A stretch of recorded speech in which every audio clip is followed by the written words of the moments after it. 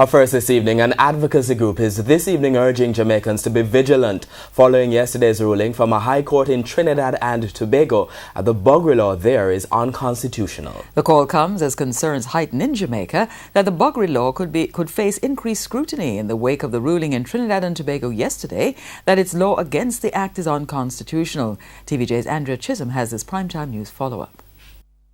Jamaica and the rest of the Caribbean are still digesting Thursday's ruling from the High Court in Trinidad and Tobago.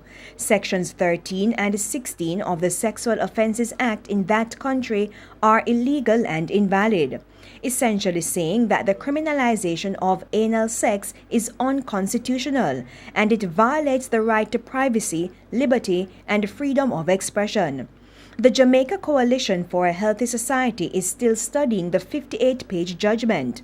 The advocacy group, however, argued that the Buggery law, for example, is to ensure the proper functioning of society.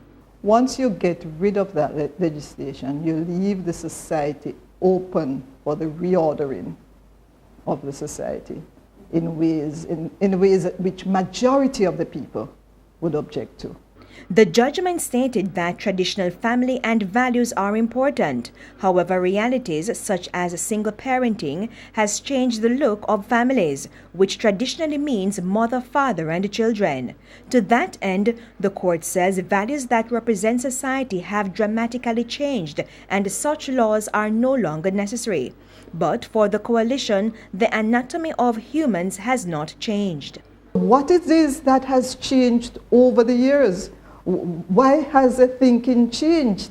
And I'm putting it to you and to others that maybe what has happened is that people have swallowed the lie which has been promoted by the LGBT activists that anal penetration, buggery, sodomy is in fact sexual intercourse. That's where it all started. A Belizean court ruled in 2016 that the Buggery law was unconstitutional in that country, and on Thursday, Trinidad and Tobago followed suit. A similar case is before the courts in Jamaica. We have to be vigilant. It means we must not be complacent, you know. Thankfully, our constitutional arrangements are somewhat different. So we would hope that those arguments would not prevail in Jamaica. Andrea Chisholm, TVJ News.